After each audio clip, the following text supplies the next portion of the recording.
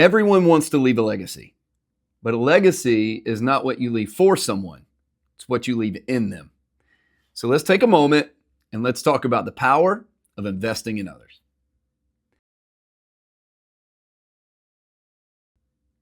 Hey, welcome to the Purpose Project podcast. I am so excited that you are jumping on with us. To all of our faithful listeners that have been with us since we started this project, man, I'm so glad that you're still here and with us. To all the new listeners, thank you for jumping in. It means so much that we're on this journey of uncovering and unlocking the purpose God has put within each and every one of us together. I love it so much. My name is Brandon Goff. I get to be the host of this awesome community and this amazing podcast to where we are walking on this journey of uncovering the purposes that God has placed on the inside of each of our lives.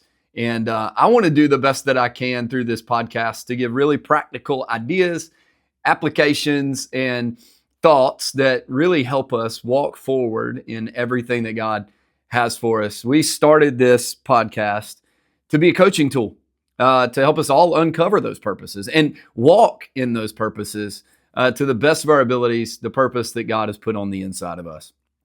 If you'd like to help us at all, man, we'd love for you to like, review, subscribe to the channel, whatever platform you're listening on, and even post on social media and tag me or share it with your friends on social media, share it with your friends through text. That would really help us get the word out and help us uncover even more people's potential and purpose in their life. Today, we're going to do and begin a series of talks. I want to go a little more leadership heavy this series and talk about the qualities of a high capacity leader, the qualities of high capacity leaders. We're going to talk about 6 qualities that as I've been in leadership and as I've lived my life, that I've seen high capacity leaders really live out and be a part of and execute in their lives. Here's the truth about you. I don't know if you're a CEO. I don't know if you own your own doctor's office. I don't know if you're a stay-at-home mom. I don't know what you do in your life, right? But here's what I do know. I know we all lead. We all lead no matter where we are in life. You lead friends, you lead family.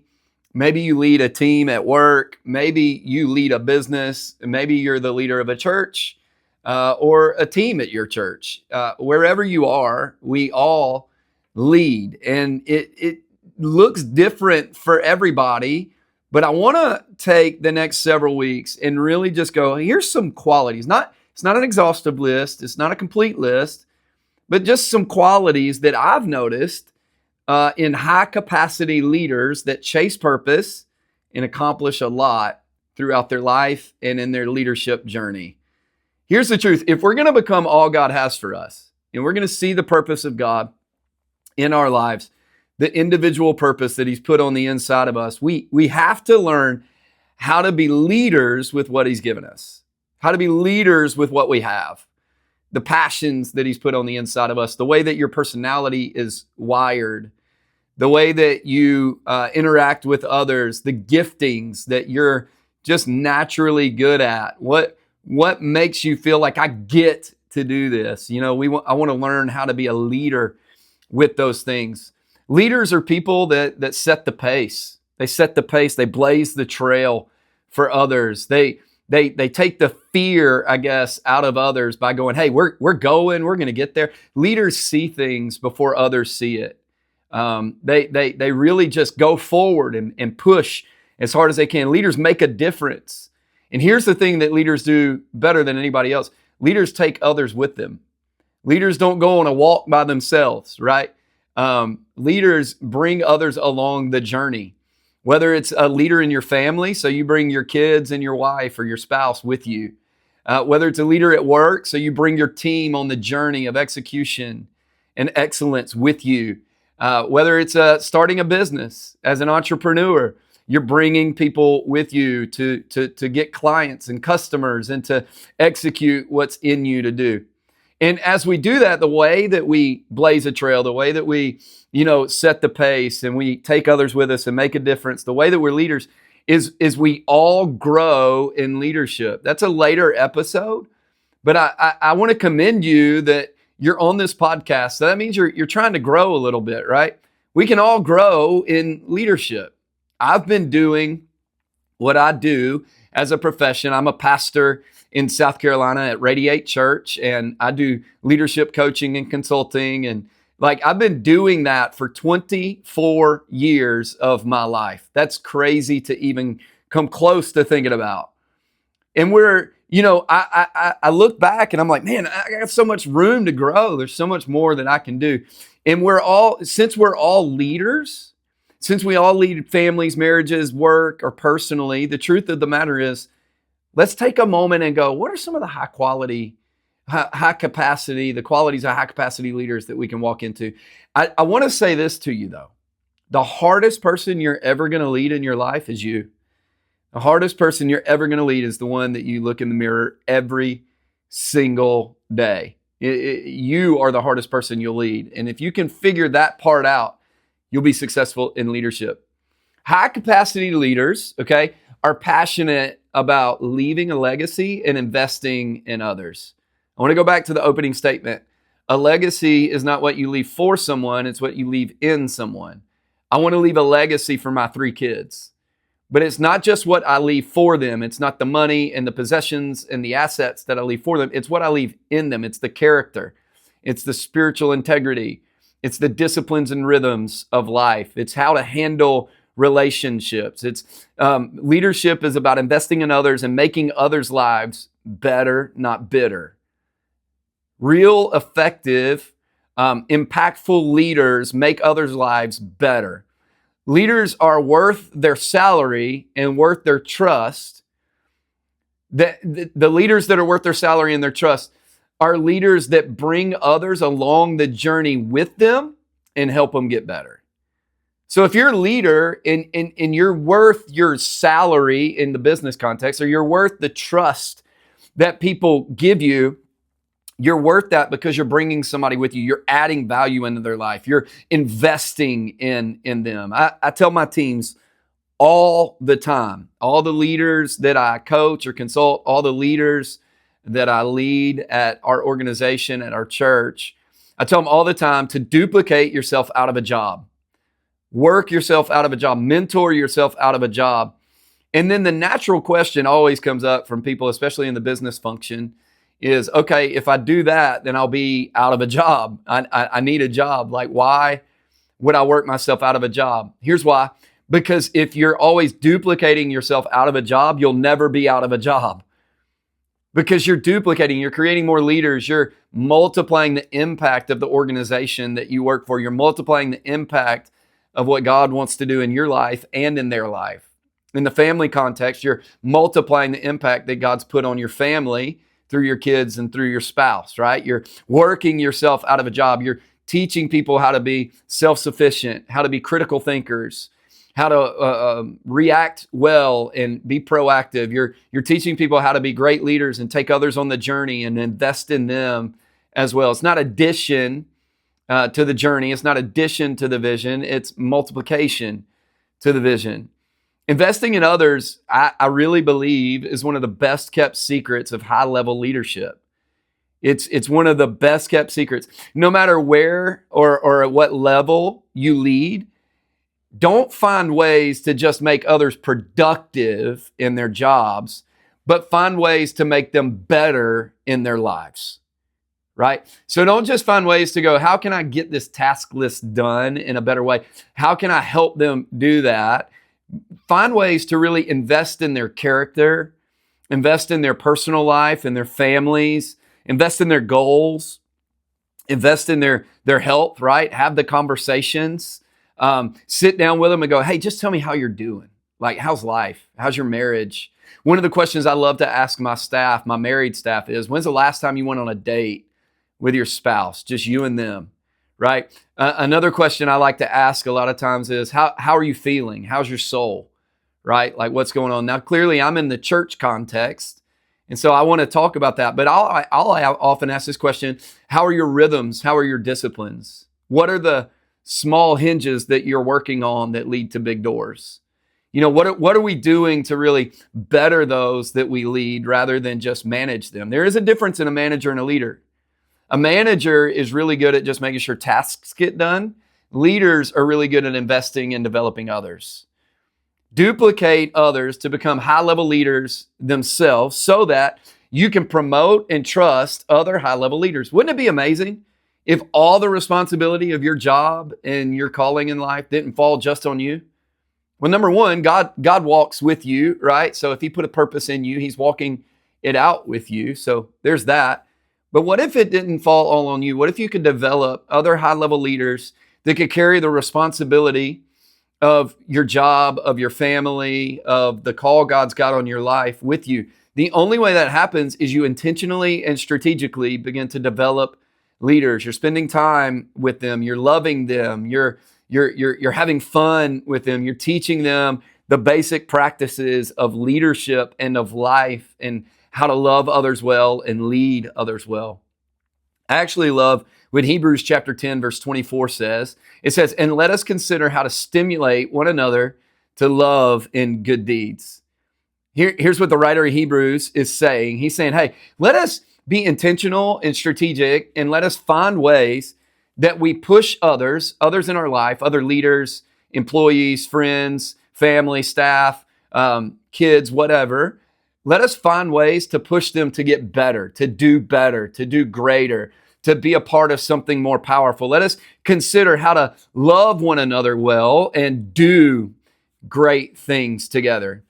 As leaders, the reality is, especially if you're in a high-level leadership role, it's easy to get head down, eyes down, task-driven, bottom-line focused. Like the metrics have got to meet. The budget has got to meet. The bottom line has got to meet. We've got to do this. I've got tasks that I have to get done. I've got deadlines I have to meet. And when you're in those high-level roles or you're really chasing after the purpose God has for you, it's really easy to just get head down, eyes down, task focused.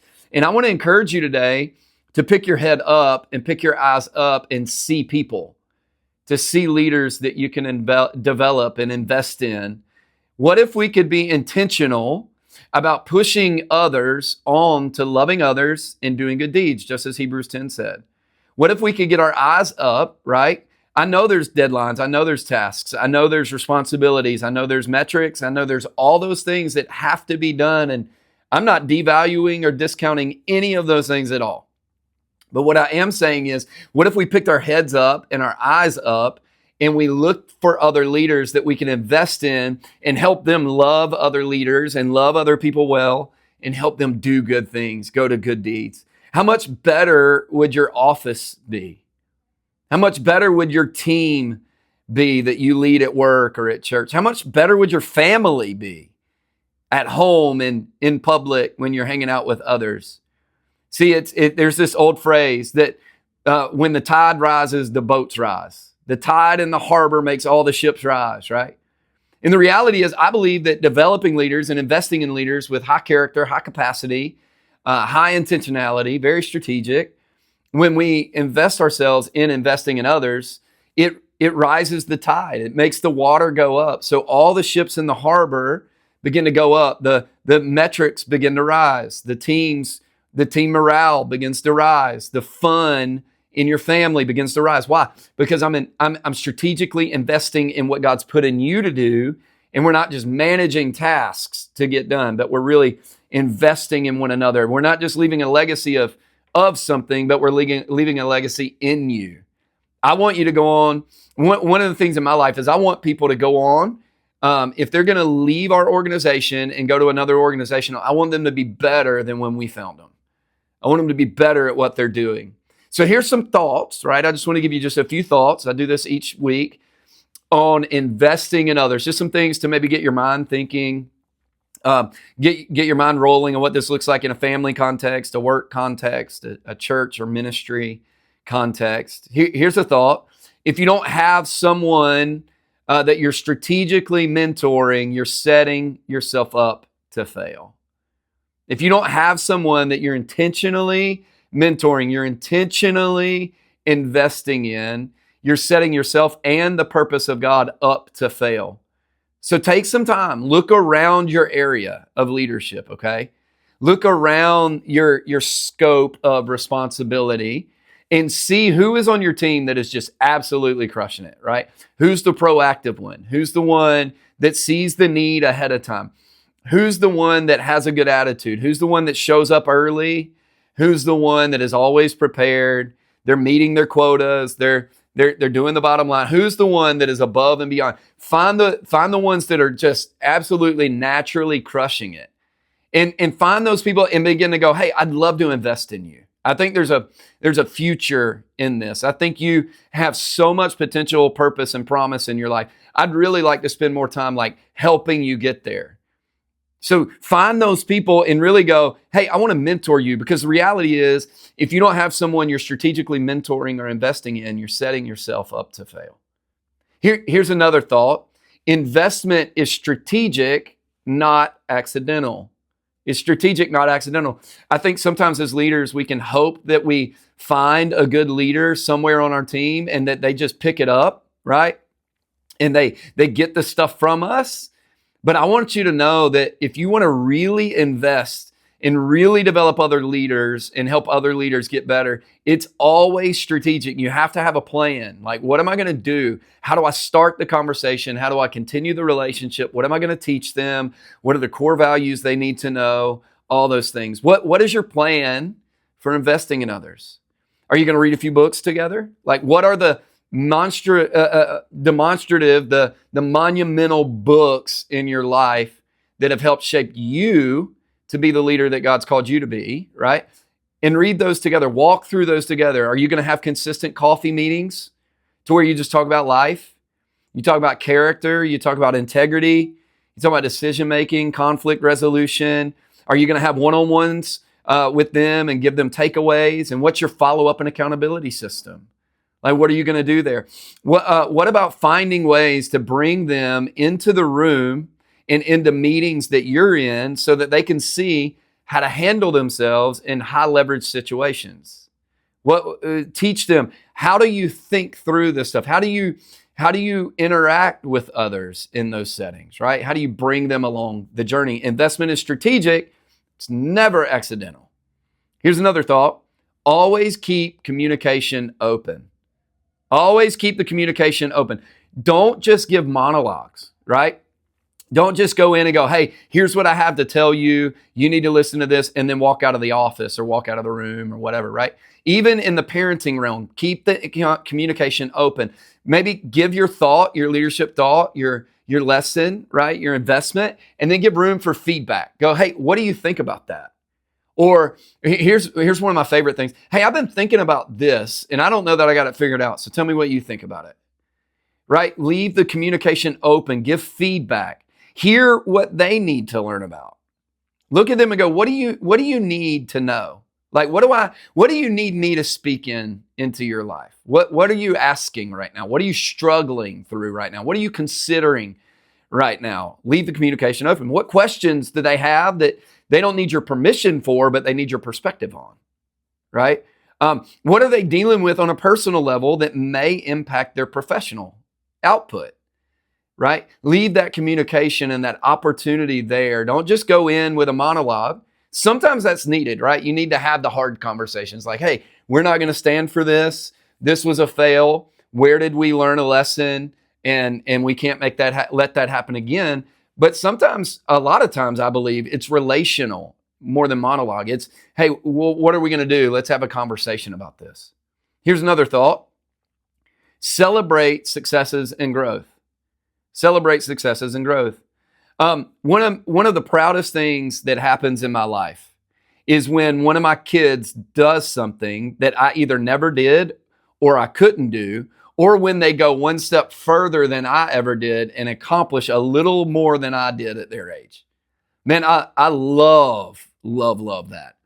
So in a previous series of talks, I talked about how my oldest son, he's 14. He just started playing golf. We've been working through that.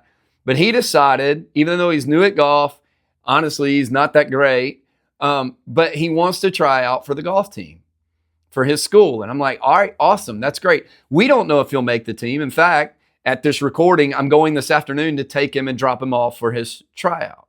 He may make the team, he may not. But I told him the other day, we were talking about it, and I said, hey, I'm proud of you for even trying. I started playing golf when I was about your age, and I was not bold enough to try out for a golf team. I wasn't bold enough to take that step and do something. And he was like, well, Dad, I may not make the team. And I was like, yeah, but you're trying. I'm proud of him for that. What if we treated our mentees, our team members, the ones that we're investing in, just like that? What if we celebrated their growth? What if we celebrated their accomplishments, their successes? And we're like, man, you did one step further than me. This is where Saul missed it in the story of David and Saul. David did something great, but instead of celebrating that, Saul got jealous and tried to kill him. And envy took over his heart, and he lost the hand of God on his life because of that. When your team member gets promoted, celebrate it. Oh man, they're going to another team. I'm going to miss them. Yeah, that's a fair feeling, but celebrate it because you invested in that. Their success, you had a hand in that. There's an old leadership phrase that says this: what's celebrated is repeated.